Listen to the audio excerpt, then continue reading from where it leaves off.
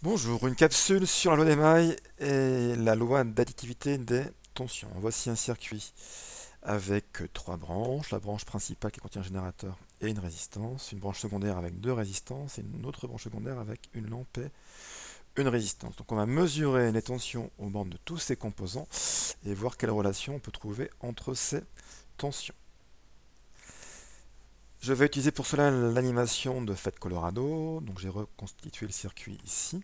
Donc la tension aux bornes du générateur, elle vaut 12 volts. Aux bornes de la résistance R1, elle vaut 233 volts. Donc vous voyez qu'à chaque fois, je branche mon voltmètre en dérivation.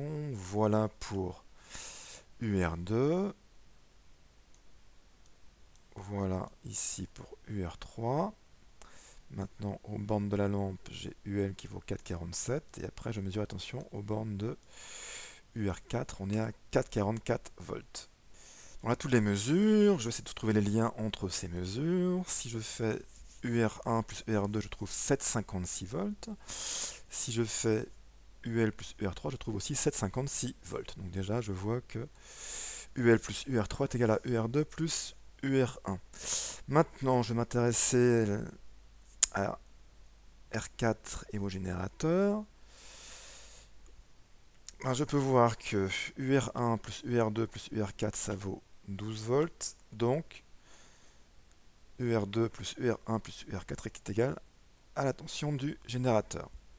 Maintenant, si je prends cette boucle-là, je vois aussi que UL plus UR3 plus UR4 est égal à 12 volts. Donc on trouve UL plus UR3 plus UR4 qui est égal à UG.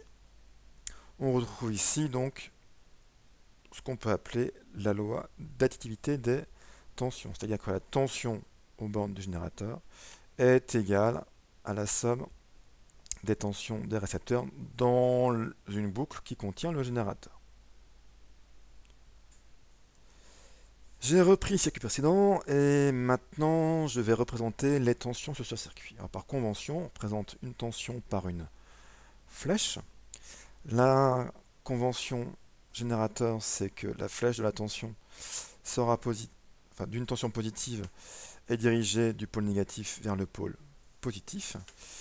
Pour un récepteur, la flèche de la tension est dirigée vers le pôle plus du générateur. Et dans ce cas-là, la tension ainsi fléchée sera positive. On peut aussi utiliser à la place du nom du composant les lettres des points qui entourent le dipôle en question. Donc ici, UR1 est égal à UAB. Donc cette tension-là, représentée par une flèche, attention, UAB. Si on mesurait la tension UBA, on aurait une tension ici négative. Donc à partir de ce fléchage des tensions et de ce circuit, on va essayer de comprendre ce qu'est la loi des mailles. Alors une maille, qu'est-ce que c'est? C'est un parcours fermé sur le circuit, comme ceci, qu'on peut orienter. Donc voilà une maille, c'est-à-dire qu'on part d'un point et on revient au même point. Pour cette maille qui contient 4 dipôles, qu'est-ce qu'on sait déjà? On a prouvé par des mesures que UR2 plus UR1 plus UR4 est égal à UG. Alors comment on applique la loi des mailles? On va suivre la maille en additionnant toutes les tensions. Alors si la flèche de la tension est dans le même sens que celui du parcours, on compte la tension comme positive. Si c'est un sens inverse, on la compte comme négatif. On commence par le générateur, donc on va avoir UG. Là, je suis au sens inverse, moins UR1, moins UR2, moins UR4.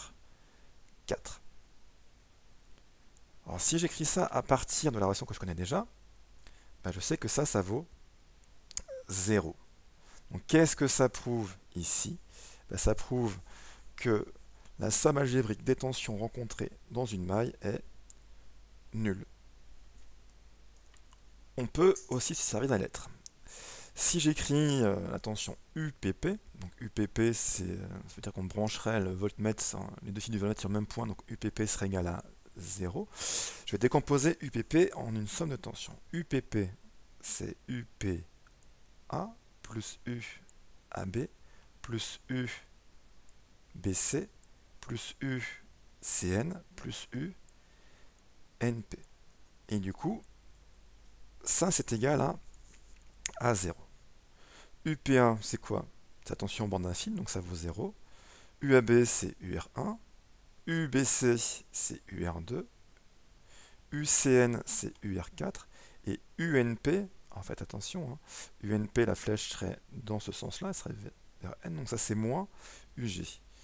Donc si je retranscris ça avec l'écriture de ce type-là, ben j'obtiens que UR1 plus UR2 plus UR4 moins UG est égal à 0, c'est-à-dire qu'on retrouve cette relation-là. Donc voilà comment on peut appliquer la loi des mailles dans une maille orientée pour retrouver la relation entre les tensions des différents dipôles de la maille en question. Choisissons une autre maille, donc pareil, la maille qui contient ces 4 dipôles, je vais l'orienter comme ceci, donc je vais écrire UR2 plus UR1 moins UR3 moins UL est égal à 0. Et on retrouve bien la relation qu'on a trouvée tout à l'heure.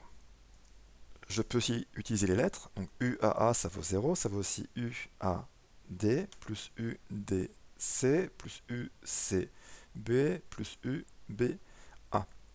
Et ça vaut 0.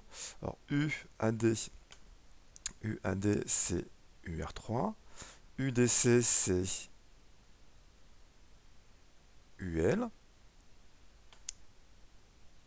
UCB c'est moins UR2, UBA c'est moins UR1.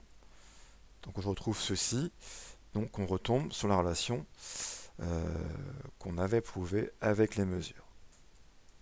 Dernière maille, ici, la maille qui inclut tout ceci, donc on retrouve bien, comme indiqué ici, UG moins UR3 moins UL moins UR4 est égal à 0.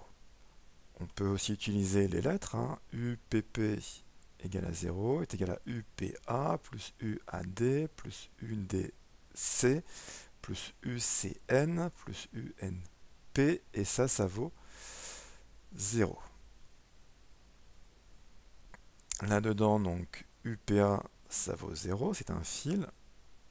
UAD, c'est la tension UR3. UDC, c'est la tension UL. UCN, c'est la tension UR4. Et UNP, comme tout à l'heure, c'est la tension moins UG. Et on retrouve bien la relation qui est là. UL plus UR3 plus UR4 est égal à UG. Donc voilà comment on utilise la loi des mailles. Merci de votre écoute.